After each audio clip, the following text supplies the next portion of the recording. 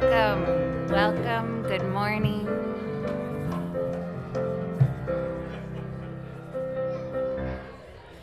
Thank you for that music to start our day. Welcome to the Unitarian Universalist Church community of Santa Monica. I'm Reverend Amelia, and I'm so happy to be here with you for this very unusual service. You may notice that there are all sorts here today, and all sorts are welcome with us, even animals, even angels. Today is our winter pageant, and so we'll miss some of the regular elements found in our worship together each week, but this service will be full of our young people and all the joys and surprises that they bring. Let us revel in the gift of their presence with us. We gather today to celebrate light and to remember with poetry and song the story of the first Christmas. Come, let us worship together. Our story takes place in the desert, and there are many different ways of being and believing in this desert. There are many people practicing alongside one another with their various understandings. And so, perhaps, the story from long ago is not so very different from the one we are making together in this community day in and day out.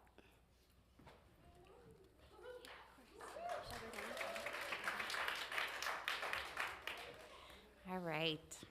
Like many celebrations of light, this one begins in the dark. So let's all take a moment to turn inwards.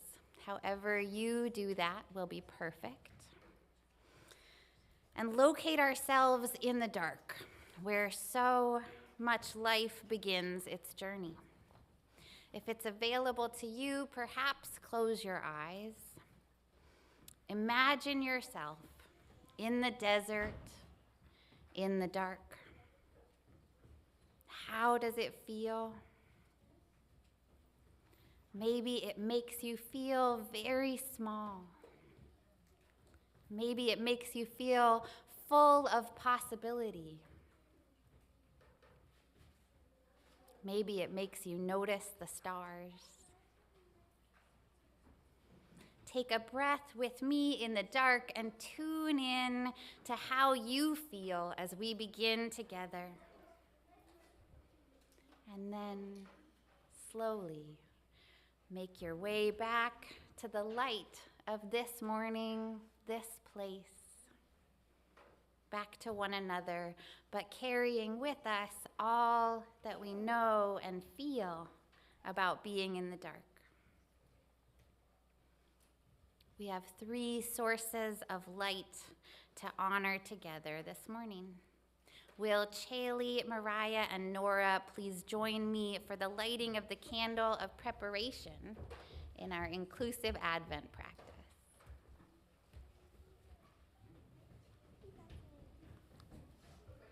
Mariah, come to the speaker. Stand on your tiptoes. Okay. Translation: through practice, transformation becomes possible.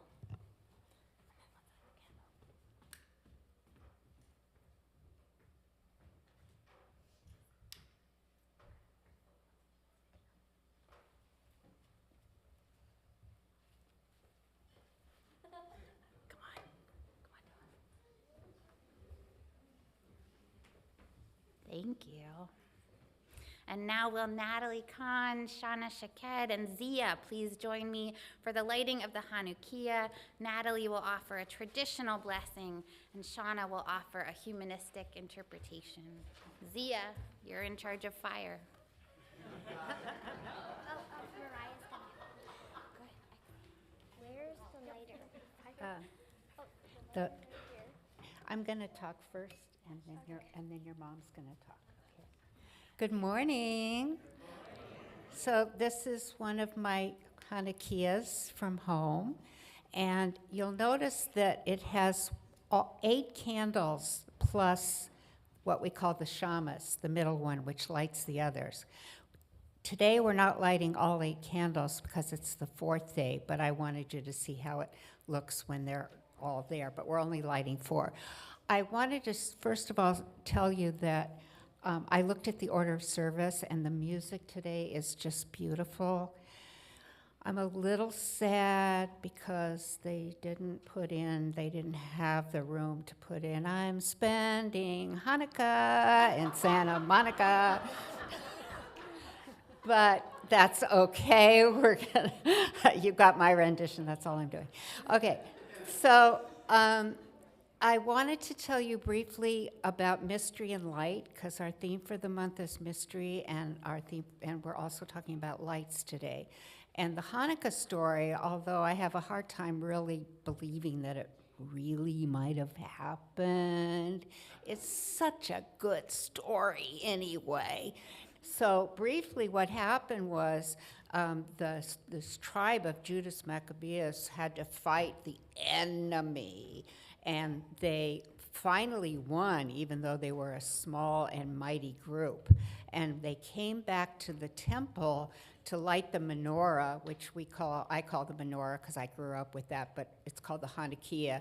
But they were lighting the eternal light, which always burns in the synagogue. And the synagogue had only enough oil to last for 1 day. But do you know how long it lasted? Tell me. 8 days. What a miracle! 8 days! So that's the abbreviated story of Hanukkah. Hanukkah, like Christmas, is conveniently occurs around a pagan holiday. The pagans celebrated around this time of year because they were afraid of the dark, and they wanted to make sure we had lots of light. So what do you know? The Star of Bethlehem, the eternal light, all these light things came into our culture. And when I used to say the Hanukkah blessing, there are actually 3 blessings that you say. I said them in Hebrew, and then I said them in English. The first one you said every night, but the third one, which is the only one I'm going to do right now for you, is only recited on the first night. And it's so near and dear to my heart because you say it at every holiday, not just Hanukkah. And it means, blessed art thou, O Lord our God, very patriarchal. Blessed art thou, O Lord our God, King of the universe, who has kept us in life and sustained us and brought us to this season. And whatever season that is the season of Hanukkah. The initial blessing that I'm just going to say, and then Shauna's going to say a less traditional, but maybe more of us will resonate to. The traditional one is Baruch atah Adonai Eloheinu melech haolam, asher kiddushanu b'mitzvoto v'tzivanu lahadlik ner shel Hanukkah, which again in patriarchal translation means, blessed art thou, O Lord our God, King of the universe, who has sanctified us and commanded us to light the Hanukkah lights. And my only question to that is that you can ponder if there is really more than one universe, which has been suggested. Is God king of all of them or just one of them? Thank you. Thanks, Natalie. Okay, thank you, everyone. I think we will be saying a blessing that I found for sort of humanistic Judaistic blessing that maybe is a little less patriarchal. And so I'll say one line, and then Zia will say one line, and then Mariah, if you'd like to, can say a line. Do you like that, Mariah? Oh, it's that one. Yeah. Okay, so blessed is the light in the world. Blessed is the light of humanity. Blessed is the light of Hanukkah. Thank you. And now they will light the candles very carefully. And remember, which ones are you lighting? Yeah. Lighting 4 candles.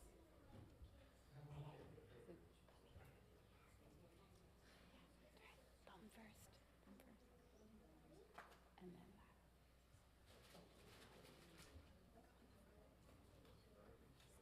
the hardest part. I know. Okay.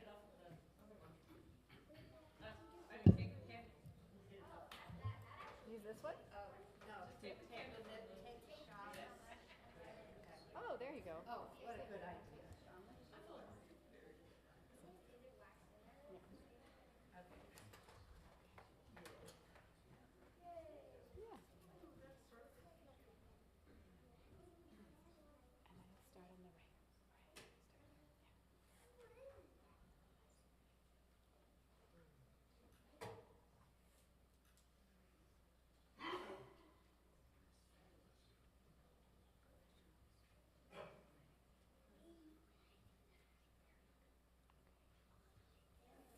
Thank you.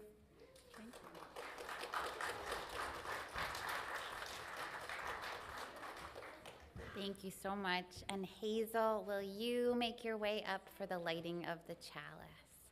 Hazel will offer us these words from Abu al-Qasim ibn Asakir. Asakir was a Sunni Muslim from Syria, a Sufi mystic and scholar of Islam. And these words come from him to us from around the year 1175. Mary said, "In the days that I was pregnant with Jesus, whenever there was someone in my house speaking with me, I would hear Jesus praising God inside me.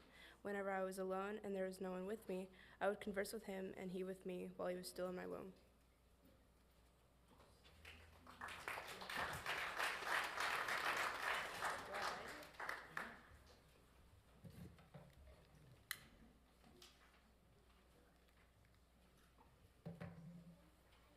Thank you, Hazel.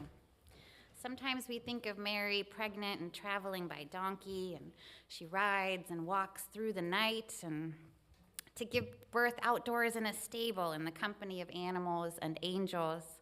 It's nice to think of her also at home, being visited by friends, talking to her baby bump, like full of hope and possibilities, like so many mothers we know and love. The dark of the womb prepares us for the light to come. We are nourished by it until we're ready to welcome the light, to celebrate it.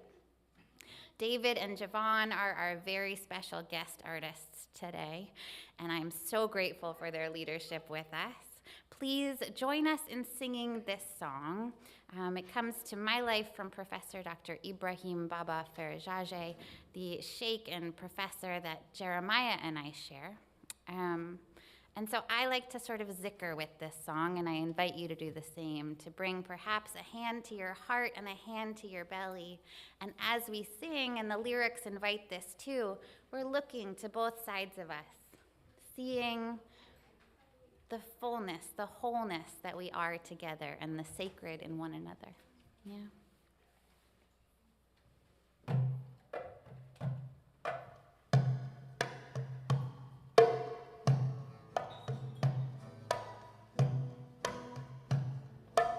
Lights before me, lights behind me, light to my left and light to my right. Lights above me, lights below me, lights within me, light on my tongue. Lights before me, lights behind me, light to my left and light to my right. Lights above me, lights below me, lights within me, light on my tongue. Lights before me, lights behind me, light to my left and light to my right. Lights above me, lights below me, lights within me, light on my tongue. Just that last. Light on my tongue, light on my tongue, light on my tongue.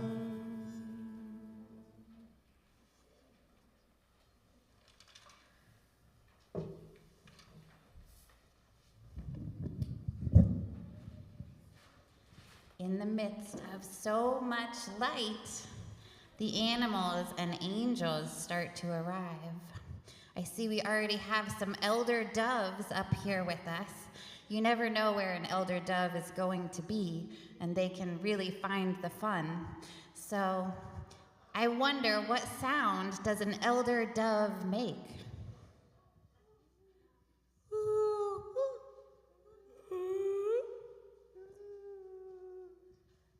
Very excellent sounds. All of you have been practicing, I can tell. And now we have some more animals here. What about the cows? Can we welcome the cows together? What sound will the cows make? Do you have a cow sound for us? What sound does a cow make? Absolutely. There's more cows coming with more sounds. Do you have a cow sound for us, Ellie? Perfect. Very good, yeah. One more cow. Do you have a cow sound for us? That was a very sweet cow. And I think we have some dogs here. We have at least one dog here, and maybe a mouse. Oh. Is there a mouse that would like to come up with a dog? Oh, more dogs have joined us. Come find a spot, all you dogs and mice. Is there a mouse sound? Squeak, squeak. Fantastic.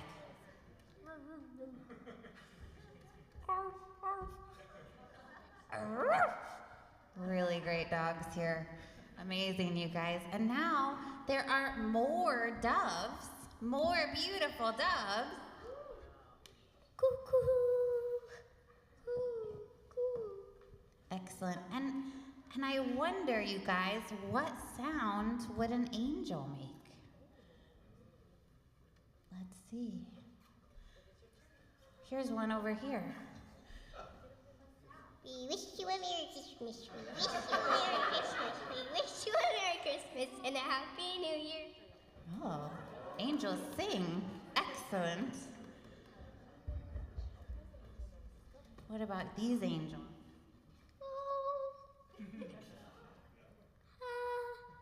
Classic angel, you guys. Beautiful. Thank you. All right.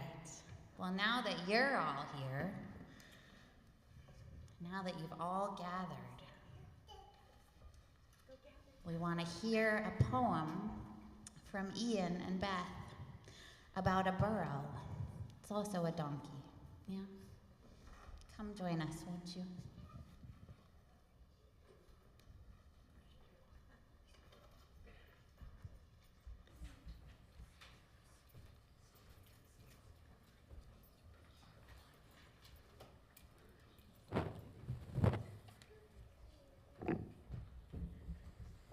Good morning.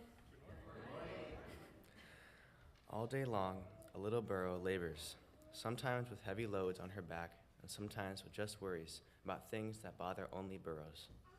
And worries, as we know, can be more exhausting than physical labor. Once in a while, a kind monk comes to her stable and brings a pear, but more than that. He looks into the burro's eyes, and he touches her ears, and for a few seconds, the burro is free and even seems to laugh, because love does that. Love frees. Thank you.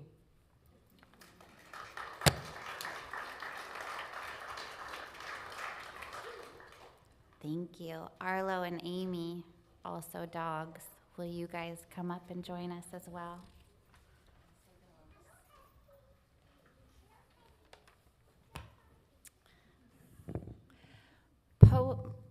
Poems. Testing. Poems are one of the ways that we tell stories, and songs are another. This next song tells the story of the first Christmas. After Mary thanked the burro for her help traveling through the night, after all the animals gathered around and sang to her their animal songs, Mary gave birth to a baby. There were a lot of expectations. hopes, and promises made about who this baby would grow up to be. But that first Christmas, the first Noel, well, here's what happened. Sorry. Javon and David are going to sing this story for us, so let's join in the chorus.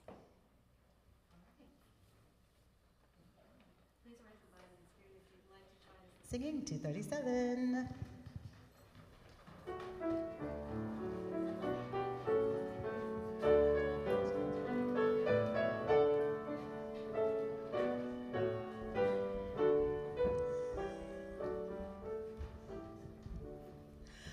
The first Noel, the angel did say, was to certain poor shepherds in fields as they lay, in fields where they lay keeping their sheep on a cold winter's night that was so deep.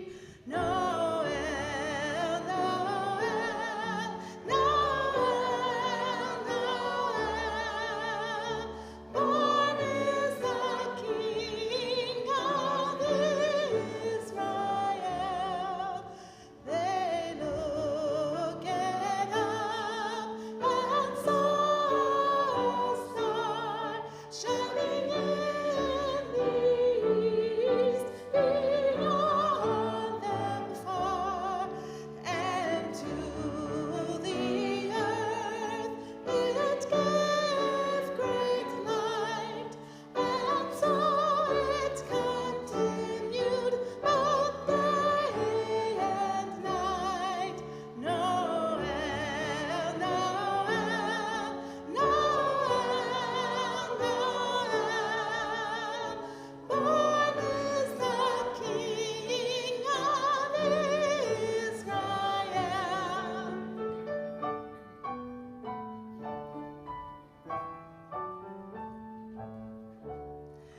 And by the light of that same star, 3 magi came from country far, and seek a king was their intent, and to follow the star wherever it went. Noel, Noel, Noel, Noel, born is the King of Israel.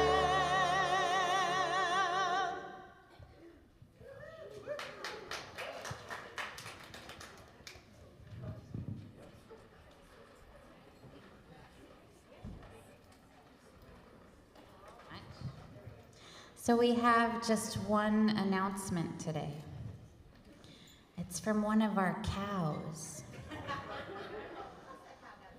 Eloise the cow, what did you want to say?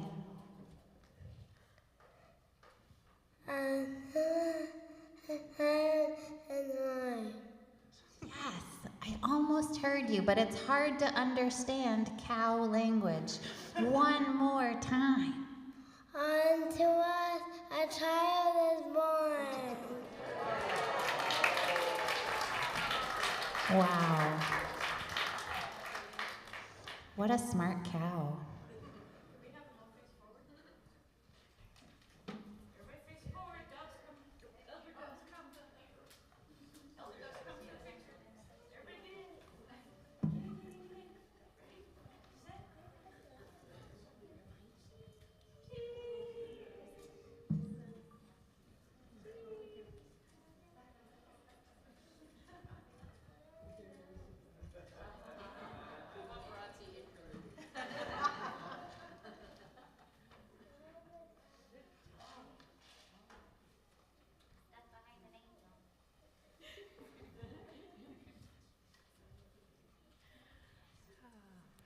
Unto us a child is born.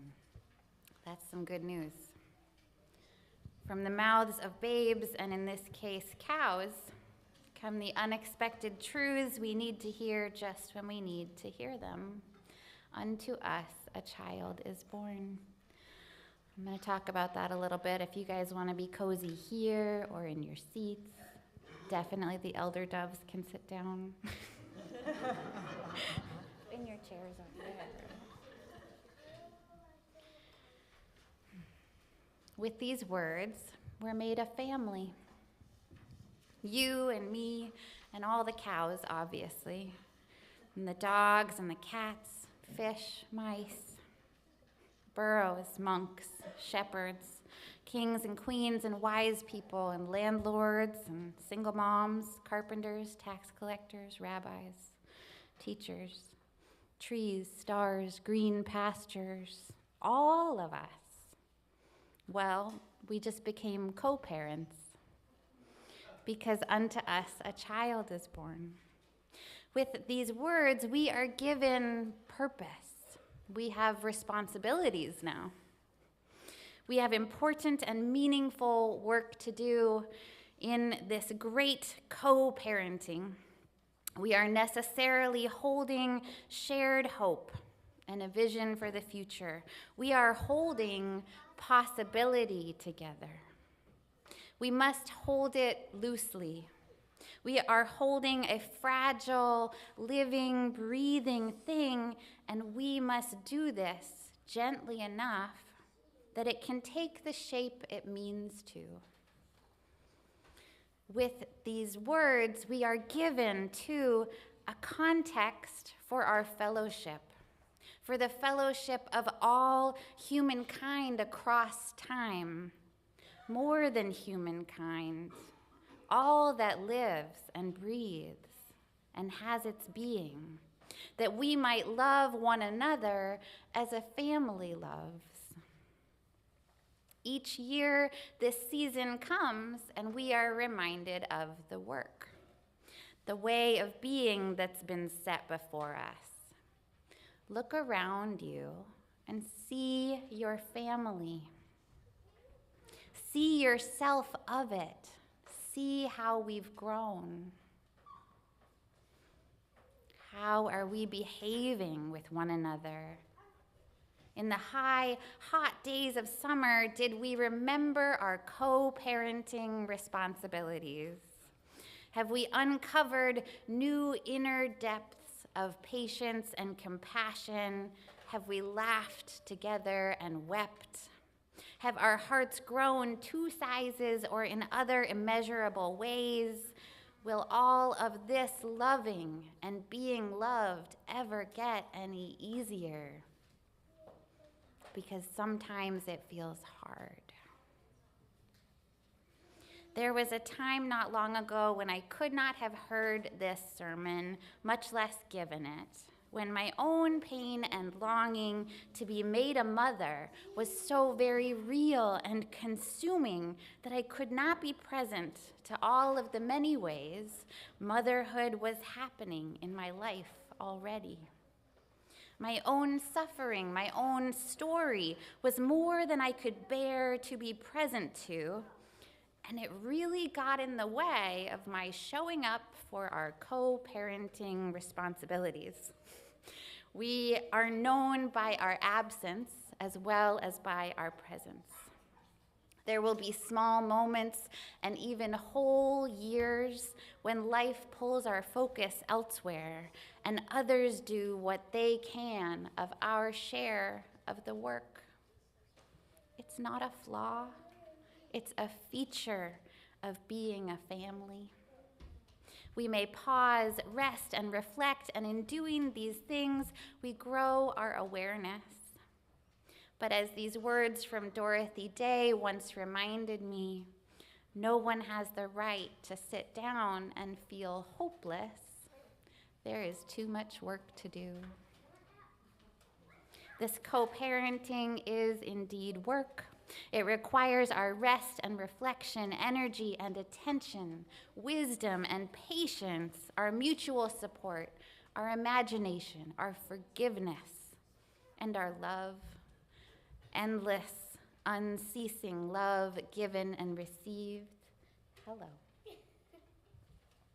Every year, as the days get shorter and the nights grow longer, we are gifted with this sweet time of remembering that we belong to one another. The winter solstice comes, there is a darkest day. And every year, just a few days beyond the solstice, we notice the light returning.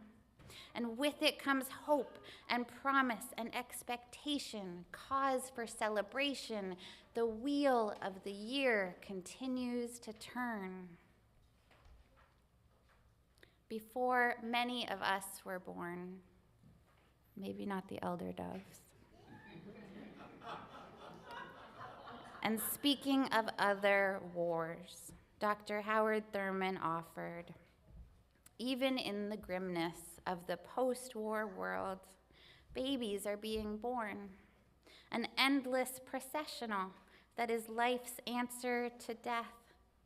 Life keeps coming on, keeps seeking to fulfill itself, keeps affirming the possibility of hope.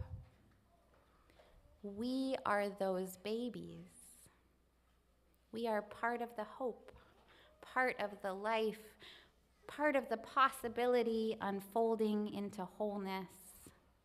Each year, this reminder comes down from the cows and the angels. And every which way, really, this is a whole season of saying, there's work to be done, and we are here for it. We are made for it. We are equal to the task. Unto us a child is born, and we've got this. We're meant to hold hope together, to have a collective vision for the future of the world and to nurture it, to tend it lovingly as one. In the midst of it all, love ought to be the bond between us because we are a family. And you guys have been very patient animals and angels. We should probably sing about it. We began together in the dark, we've welcomed the light. Please join me in singing this song that comes to my life from Kohenet Rabbi Yael Lila and from Jewish Renewal Community. We'll sing it a few times through. Join as you feel called.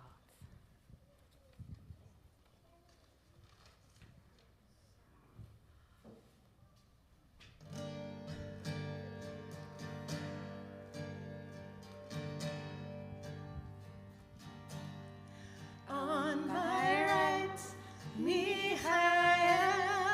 On my left, Gabriel. Before me, Uriah. Behind me, Raphael. And above, below, and in my heart, the one. On my right, Michael. On my left, Gabriel. Before me, Uriah. Behind me, Raphael. And above, below, and in my heart, the one. Just that last line. And above, below, and in my heart, the one. And above, below, and in my heart, the one.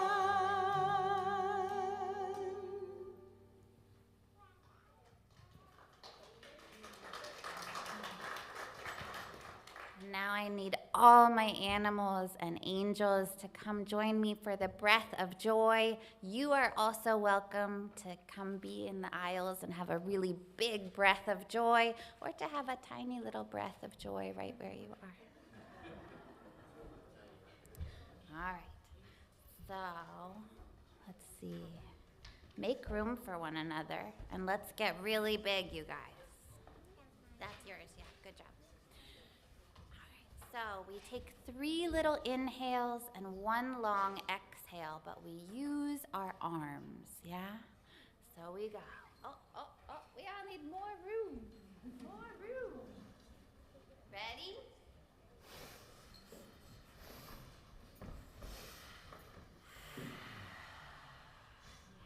Again.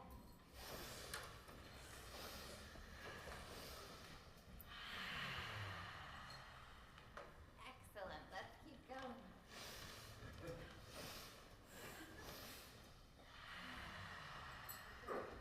What do the angels think? Are we doing it okay? Yeah? Okay.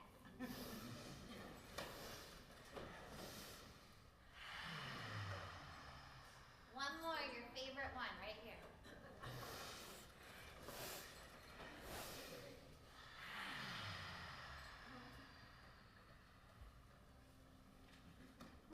And now I believe the doves and the angels have conspired to offer us a song and dance to carry us through to the offertory.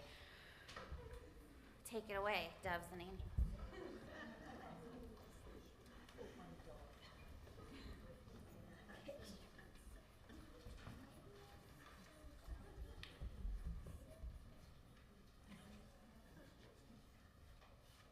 Hello, we have some angels that would like to wish you a Merry Christmas. Hey, what about the cow? Wish you a Merry Christmas. We wish you a Merry Christmas. We wish you a Merry Christmas and a Happy New Year. Hey, why did you not say the dog? There is no dog.